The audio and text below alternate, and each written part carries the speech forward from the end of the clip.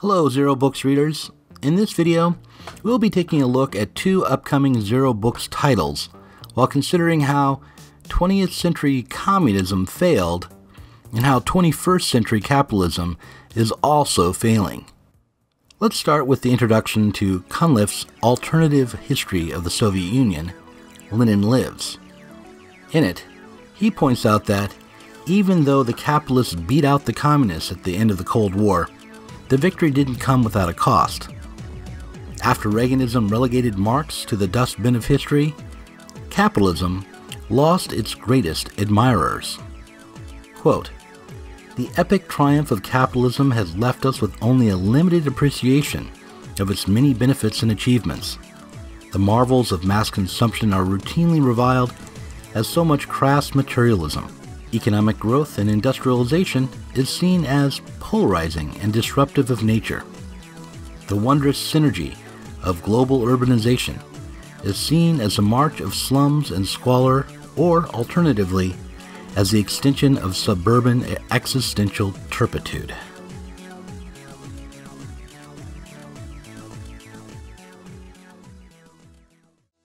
What happened when the commies lost is that we moderns lost sight of our dreams.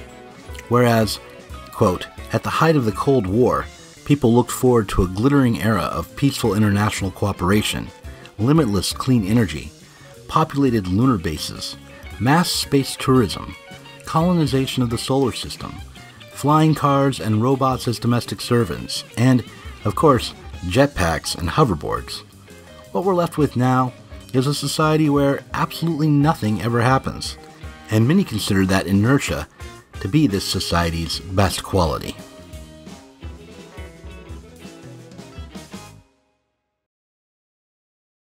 While today's international conflicts are measured in terms of the numbers of wedding parties hit by missiles and the number of escaping refugees, the old duels of the Cold War were measured not only by numbers of tanks and missiles, but also by competition over scientific discovery, technical innovation, economic growth, educational advance, urban planning, architecture, and even household gadgets.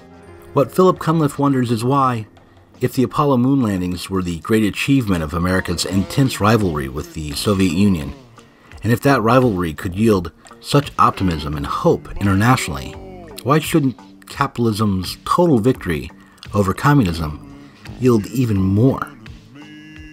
Maybe without this dream of communism, without the dream of keeping this world with dishwasher detergents, antibiotics, and superhighways, while simultaneously losing the drudgery of commodity production, without a dream of a radical future of freedom, this capitalist world is doomed to be dragged down into dread.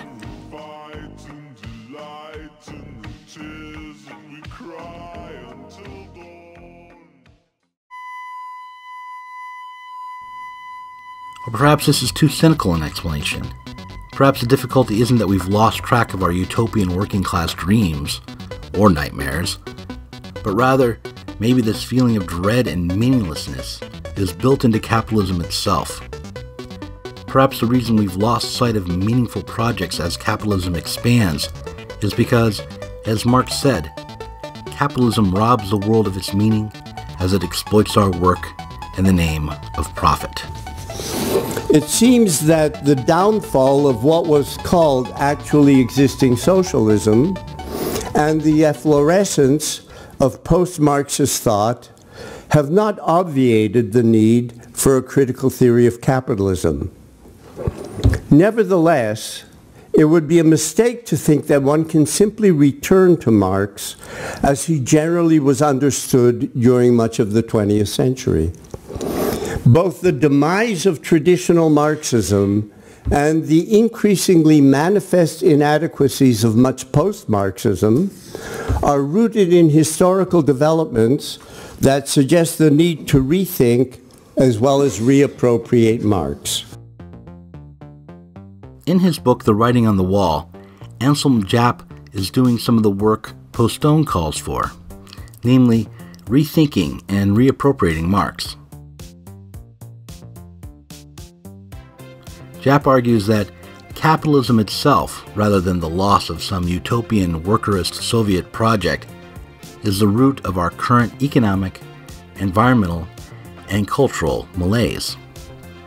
He writes, quote, "Commodity logic, based as it always is, on indifference to contents and consequences, is not viable.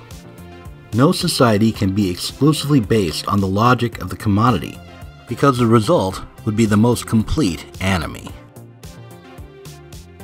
Japp's perspective, developed alongside and through the influence of Marxists like Postone, is that rather than turning to workers to take hold of the state, hoping that they will be able to run a world based on commodity logic fairly and with solidarity, the aim of Marxists should be to get rid of commodity logic and of workers both.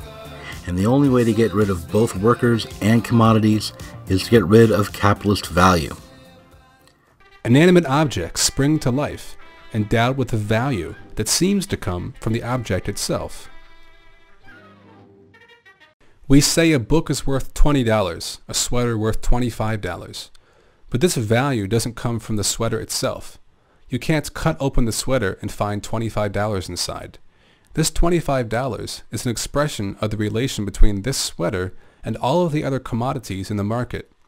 And these commodities are just the material forms of a social labor process coordinated through market exchange.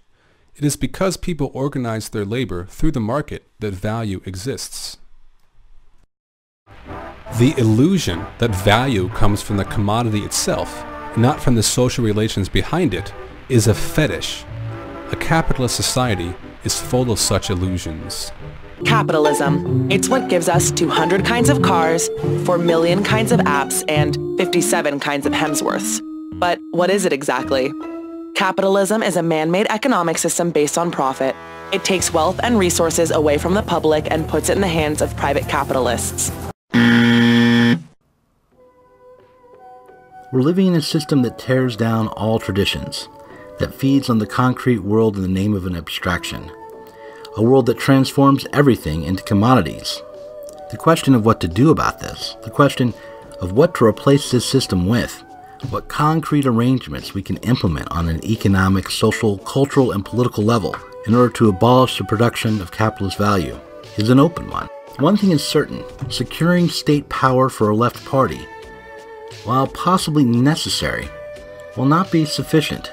Political struggles that start with a pursuit of social democratic ends without also conceiving at least of an idea of what it would mean to go beyond value production, without also trying to imagine transcending capitalism, will necessarily fail to transcend capitalism. As Japp puts it in his book, The Writing on the Wall, for some time now, the radical left has hitched its wagon to return of the political, in which politics per se is looked upon as the polar opposite of the market. Everywhere, representatives of the, quote, radical left end up supporting neoliberal policies. Should therefore truly radical parties be formed that would never sink into the same quagmire? Or are the reasons for these betrayals structural? Does every involvement in politics inevitably lead to surrender to the market and its laws, regardless of any subjective intentions to the contrary?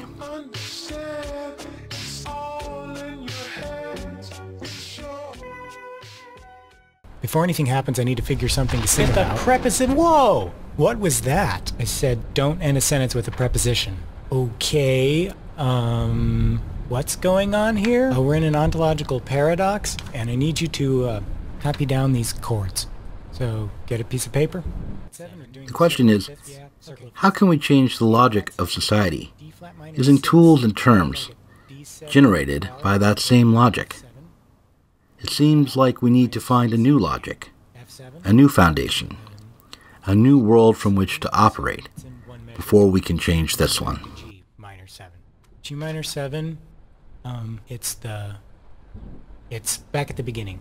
And you repeat. And I need you to make sure you remember this, because I have to start playing now. Oh, use the guitar as percussion. We must complete the ontological paradox. I have to remember what he's doing now.